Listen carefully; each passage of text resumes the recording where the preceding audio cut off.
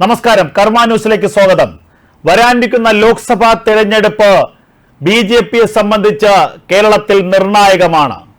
കേരളത്തിൽ ബി.ജെ.പി ഒരു സീറ്റിലെങ്കിലും വിജയിക്കുക എന്നുള്ളതാണ് കേന്ദ്ര നേതൃത്വത്തിന്റെ ഏറ്റവും വലിയ ആവശ്യം. കേരളത്തിൽ രാഷ്ട്രീയ കാലാവസ്ഥ ഇക്കുറി ബി.ജെ.പിക്ക് അനുകൂലമെന്നുള്ള നിലപാടാണ് കേന്ദ്ര നേതൃത്വം സ്വീകരിച്ചിരിക്കുന്നത്. കേരളത്തെ ഇനി വിട്ടുപിടിക്കാൻ ബി.ജെ.പിയുടെ കേന്ദ്ര നേതൃത്വം തയ്യാറല്ല. ഏതു വിധേനയും കേരളത്തിലും താമര വിരിയിച്ചെടുക്കണം. രാജ്യം ഒറ്റക്കെട്ടായി ബി.ജെ.പിക്ക് പിന്നിൽ അണിനിരക്കുമ്പോൾ കേരളത്തെ മാത്രം അങ്ങനെ മാറ്റി നിർത്താൻ കഴിയില്ല. കേരളത്തിന്റെ രാഷ്ട്രീയ ഭൂമിശാസ്ത്രം മാറ്റി എഴുതാനുള്ള വലിയ ലക്ഷ്യത്തിലാണ് ബി.ജെ.പി കേന്ദ്ര നേതൃത്വം ഇറങ്ങിത്തിരിച്ചിരിക്കുന്നത്. അതിനുവേണ്ടി പല തന്ത്രങ്ങളും കേരളത്തിൽ പയറ്റാൻ ഒരുങ്ങുകയാണ് ബി.ജെ.പി. വരുന്ന ലോക്സഭാ തെരഞ്ഞെടുപ്പിൽ പ്രതീക്ഷിക്കാത്ത അപ്രതീക്ഷിത സ്ഥാനാർത്ഥികൾ കേരളത്തിൽ ബി.ജെ.പി ടിക്കറ്റിൽ മത്സരിക്കുമെന്ന് കേന്ദ്ര നേതൃത്വം തന്നെ വ്യക്തമാക്കിയിരിക്കുന്നു. പ്രധാനമന്ത്രി നരേന്ദ്രമോദി നേരിട്ടാണ് കേരളത്തിലെ പ്രചരണങ്ങൾക്ക് ചുക്കാൻ പിടിക്കുന്നത്. കേരളത്തിൽ ഒരു മാസം 2 തവണ എത്തി തൃശ്ശൂരിലും എറണാകുളത്തും റോഡ് ഷോ നടത്തി. കേരളം എത്രമാത്രം ബി.ജെ.പി കേന്ദ്ര നേതൃത്വത്തിന് ഗൗരവമുള്ളതാണ്, നിർണായകമാണ് എന്ന സൂചന പ്രധാനമന്ത്രി നരേന്ദ്രമോദി തന്നെ നൽകിക്കഴിഞ്ഞിരിക്കുന്നു. കേരളത്തിൽ ബി.ജെ.പിക്ക് വിജയപ്രതീക്ഷയുള്ള 4-5 മണ്ഡലങ്ങളുണ്ട്. അതിലേറ്റവും പ്രധാനപ്പെട്ട ഒന്ന് തിരുവനന്തപുരം, മറ്റൊന്ന് പത്തനംതിട്ട, മൂന്നാമതൊരിടം തൃശൂർ, 4ാമത് പാലക്കാട്, 5ാമത് കാസർഗോഡ്. ഇതിൽ പല മണ്ഡലങ്ങളുടെയും ജയാപരാജയങ്ങളുടെ ശരാശരികൾ മാറി മാറി വരും. തിരുവനന്തപുരവും തൃശൂരും പത്തനംതിട്ടയും ബി.ജെ.പി ശുഭപ്രതീക്ഷ വച്ചു പുലർത്തുന്ന മണ്ഡലങ്ങളാണ്. തിരുവനന്തപുരത്ത് കഴിഞ്ഞ പല വർഷങ്ങളിലും ബി.ജെ.പി 2ാം സ്ഥാനത്തെത്തിയിരുന്നു. ഒരു തവണ ബി.ജെ.പി വിജയത്തിനടുത്തെത്തിയ ശേഷമാണ് പരാജയത്തിലേക്ക് വീണുപോയത്. പത്തനംതിട്ടയിൽ കഴിഞ്ഞ തവണ വലിയ പ്രതീക്ഷ ഉണ്ടായിരുന്നുവെങ്കിലും കനത്ത പോരാട്ടത്തിനൊടുവിൽ പരാജയം സമ്മതിക്കേണ്ടി വന്നു. തൃശൂരിലാകട്ടെ കഴിഞ്ഞ തവണ വലിയ പോരാട്ടമാണ് ബി.ജെ.പി കാഴ്ചവെച്ചത്. ഇക്കുറി തൃശൂരിൽ സുരേഷ് ഗോപിക്ക് പൂർണ്ണ വിജയസാധ്യതയുണ്ടെന്നാണ് ബി.ജെ.പി നേതൃത്വത്തിന്റെ കണക്കുകൂട്ടൽ. അതുകൊണ്ട് തന്നെയാണ് പ്രധാനമന്ത്രി നേരിട്ട് തൃശൂരിലെ പ്രചരണങ്ങൾക്ക് ചുക്കാൻ പിടിക്കുന്നത്.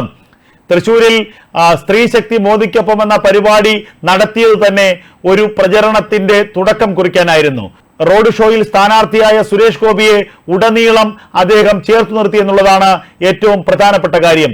പിന്നാലെ സുരേഷ് ഗോപിയുടെ മകളുടെ വിവാഹത്തിന് ഗുരുവായൂരിലെത്തിയ പ്രധാനമന്ത്രി സുരേഷ് ഗോപി തനിക്ക് എത്രമാത്രം പ്രിയങ്കരനാണെന്നും ബി.ജെ.പിക്ക് എത്രമാത്രം പ്രിയങ്കരനാണെന്നുമുള്ള സന്ദേശമാണ് ജനങ്ങൾക്ക് നൽകിയത്.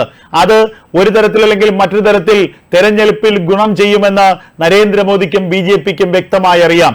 അങ്ങനെ എല്ലാ ധാരണകളെയും പൊളിച്ചെഴുതിക്കൊണ്ട് എല്ലാ തന്ത്രങ്ങളും പയറ്റിക്കൊണ്ട് രണ്ടും കൽപ്പിച്ചുള്ള പോരാട്ടത്തിന് ഇറങ്ങുകയാണ് ഇക്കുറി ബി.ജെ.പി കേരളത്തിൽ. മറ്റൊരു പ്രധാനപ്പെട്ട മണ്ഡലമായി കണക്കാക്കുന്നതാണ് പത്തനംതിട്ട. പത്തനംതിട്ടയിൽ അപ്രതീക്ഷിത സ്ഥാനാർത്ഥി എത്തുമെന്നുള്ള വിവരങ്ങളാണ് പുറത്തു വരുന്നത്. നടനും സംഘപരിവാർ അനുഭാവിയുമായ ഉണ്ണി മുകുന്ദൻ പത്തനംതിട്ടയിൽ ബി.ജെ.പി സ്ഥാനാർത്ഥിയായിരിക്കുമെന്നുള്ള സൂചനകൾ പുറത്തു വരികയാണ്. ഉണ്ണി മുകുന്ദനുമായി ബി.ജെ.പിയിലെ ചില കേന്ദ്രങ്ങൾ ഇക്കാര്യം ചർച്ച ചെയ്തതായിട്ടുള്ള വിവരങ്ങൾ പുറത്തു വരുന്നു. എന്നാൽ ഉണ്ണി മുകുന്ദൻ ഇതുവരെ പൂർണ്ണ സമ്മതം അറിയിച്ചിട്ടില്ല എന്നുള്ള വിവരങ്ങളാണ് ലഭിക്കുന്നത്. ഉണ്ണി മുകുന്ദൻ തയ്യാറാവുകയാണെങ്കിൽ പത്തനംതിട്ടയിൽ NDA സ്ഥാനാർത്ഥിയായി നടൻ ഉണ്ണി മുകുന്ദൻ എത്തുമെന്ന കാര്യത്തിൽ യാതൊരു തർക്കവുമില്ല. അങ്ങനെയെങ്കിൽ തൃശ്ശൂരെ പോലെ തന്നെ ഒരു താരമണ്ഡലമാകും പത്തനംതിട്ട. പത്തനംതിട്ടയിൽ യുവ വോട്ടർമാർക്ക് വലിയ സ്വാധീനമുള്ള മണ്ഡലമാണ്. ക്രൈസ്തവ വോട്ടർമാർക്ക് വലിയ സ്വാധീനമുള്ള മണ്ഡലമാണ്. ബി.ജെ.പിക്ക് പരമ്പരാഗതമായി അടിത്തറയുള്ള മണ്ഡലമാണ്. ഇതൊന്നും മാത്രമല്ല, ശബരിമല സ്ഥിതി ചെയ്യുന്ന മണ്ഡലമാണ്. അയ്യപ്പ സ്വാമിമാരുടെ സ്വാധീനമുള്ള മണ്ഡലമാണ്. ആ മണ്ഡലത്തിൽ ഉണ്ണി മുകുന്ദനെ പോലെയുള്ള ഒരു യുവതാരം സ്ഥാനാർത്ഥിയായി എത്തുകയാണെങ്കിൽ എല്ലാ കണക്കുകൂട്ടലുകളെയും അത് തെറ്റിക്കും എന്നുള്ള കാര്യത്തിൽ യാതൊരു തർക്കവുമില്ല. മാളികപ്പുറം എന്നൊരു സിനിമയിലൂടെ ഒരുപാട് വിവാദങ്ങൾ നേരിടേണ്ടി വന്ന വ്യക്തിയാണ് ഉണ്ണി മുകുന്ദൻ. ഒരു ചിത്രത്തിൽ അഭിനയിച്ചു, ആ ചിത്രത്തിന് വേണ്ടി പ്രമോഷൻ നൽകി, അതിലൂടെ ശബരിമല അയ്യപ്പ സ്വാമിയെ ആരാധിച്ചു എന്നൊരൊറ്റ കാരണത്താൽ തന്നെ ഇടതു സൈബർ സഖാക്കളുടെ മറ്റു ചില വർഗീയ താല്പര്യ കക്ഷികളുടെയൊക്കെ ആക്രമണങ്ങൾക്ക്, സൈബർ ആക്രമണങ്ങൾക്ക് വിധേയനായ വ്യക്തിയാണ് ഉണ്ണി മുകുന്ദൻ. അദ്ദേഹം ചെയ്ത തെറ്റെന്താണെന്നോ കുറ്റമെന്താണെന്നോ ആരും പറഞ്ഞില്ല. പക്ഷേ ഉണ്ണി മുകുന്ദൻ മാളികപ്പുറം എന്നൊരു ചിത്രത്തിൽ അഭിനയിച്ചു. അതിന്റെ പ്രൊമോഷന് വേണ്ടി സംസ്ഥാനത്ത് ആകമാനം നടന്നു. അതിൽ കലിപൂണ്ട വലിയൊരു ഇടതു സൈബർ സഖാക്കളുടെയും ചില വർഗീയ ശക്തികളുടെയും ഒക്കെ വിരോധത്തിന് അദ്ദേഹം പാത്രമായി പോയി.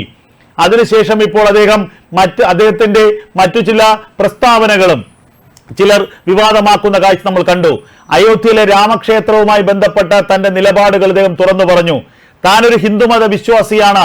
ആ ഹിന്ദുമത വിശ്വാസി ആയതുകൊണ്ട് തന്നെ തന്റെ വിശ്വാസ പ്രമാണങ്ങളെ കുറിച്ച് തുറന്നു പറയാൻ തനിക്കൊരു മടിയുമില്ല. ഒരു ഹിന്ദുവാണെന്ന് പറഞ്ഞതിന് പേരിൽ ഒരുപാട് ആക്ഷേപങ്ങൾ സൈബർ ഇടങ്ങളിൽ കേട്ട ആളാണ് ഉണ്ണി മുകുന്ദൻ. അങ്ങനെ ക്രമേണ സൈബർ സഖാക്കൾ തന്നെ, സോഷ്യൽ മീഡിയ തന്നെ ഉണ്ണി മുകുന്ദനെ ഒരു സംഖ്യയാക്കി മാറ്റി എന്നുള്ളതാണ് യാഥാർത്ഥ്യം. എന്തായാലും ഹൈന്ദവ സംഘടനകളോട് ഒക്കെ തന്നെ വലിയ അടുപ്പം പുലർത്തുന്ന ഒരു താരമാണ് ഉണ്ണി മുകുന്ദൻ. അതുകൊണ്ട് തന്നെയാണ് ഉണ്ണി മുകുന്ദനെ സ്ഥാനാർത്ഥിയാക്കിയാൽ വലിയ ഗുണം തെരഞ്ഞെടുപ്പിൽ ഉണ്ടാകുമെന്ന് BJP കണക്കുകൂട്ടുന്നതും. പത്തനംതിട്ട പോലെ അയ്യപ്പ ഭക്തർക്ക് സ്വാധീനമുള്ള, പത്തനംതിട്ട പോലെ അയ്യപ്പ ക്ഷേത്രം, ശബരിമല ക്ഷേത്രം സ്ഥിതി ചെയ്യുന്ന മണ്ഡലത്തിൽ, ക്രൈസ്തവ വിഭാഗങ്ങൾക്ക് സ്വാധീനമുള്ള മണ്ഡലത്തിൽ, യുവജനങ്ങൾക്ക് സ്വാധീനമുള്ള മണ്ഡലത്തിൽ ഉണ്ണി മുകുന്ദൻ മത്സരിച്ചാൽ വിജയം സുനിശ്ചിതമാണെന്നാണ് BJPയുടെ കണക്കുകൂട്ടൽ. കേന്ദ്ര നേതൃത്വത്തിന്റെ പച്ചക്കൊടി ലഭിച്ചാൽ ഇക്കാര്യത്തിൽ ഔദ്യോഗികമായ ചർച്ചകൾ ആരംഭിക്കുമെന്നാണ് ലഭിക്കുന്ന വിവരം. പ്രത്യേകിച്ച് ഉണ്ണി മുകുന്ദനെ പോലെ ഒരു താരമെത്തിയാൽ ക്രൈസ്തവ വിഭാഗങ്ങൾക്കിടയിൽ വലിയ എതിർപ്പുണ്ടാകില്ല. ക്രൈസ്തവ വോട്ടാണ് ഇക്കുറി BJP ലക്ഷ്യമിടുന്ന പ്രധാനപ്പെട്ട ഒരു വോട്ട് ബാങ്ക് എന്ന് പറയുന്നത്. ആ ക്രൈസ്തവ വോട്ടുകൾ ഉണ്ണി മുകുന്ദനെ പോലെ ഒരാളിലൂടെ BJPയിൽ എത്താൻ എളുപ്പമാകും. അത് മാത്രവുമല്ല, യുവ വോട്ടർമാരുടെ വലിയ പിന്തുണ ഉണ്ണി മുകുന്ദന് ലഭിക്കും. ഉണ്ണി മുകുന്ദൻ തയ്യാറാവുകയാണെങ്കിൽ പത്തനംതിട്ടയിലെ ഒന്നാമത്തെ ചോയ്സ് ഉണ്ണി മുകുന്ദനാകും. അല്ലാത്ത പക്ഷം NDAയിലേക്ക് എത്തിയ PC ജോർജ് ആയിരിക്കും മിക്കവാറും പത്തനംതിട്ടയിൽ NDA സ്ഥാനാർത്ഥിയാവുക. PC ജോർജിന് ശക്തമായ അടിത്തറയുള്ള മണ്ഡലമാണ്. ക്രൈസ്തവ വോട്ടർമാർക്കിടയിൽ ശക്തമായ സ്വാധീനമുള്ള നേതാവാണ്. നമുക്കറിയാം, പൂഞ്ഞാറിൽ കഴിഞ്ഞ തവണ PC ജോർജിനെ തോൽപ്പിക്കാൻ വേണ്ടി വർഗീയ ശക്തികൾ എത്രമാത്രം ഒത്തൊരുമിച്ചു എന്നുള്ളത്.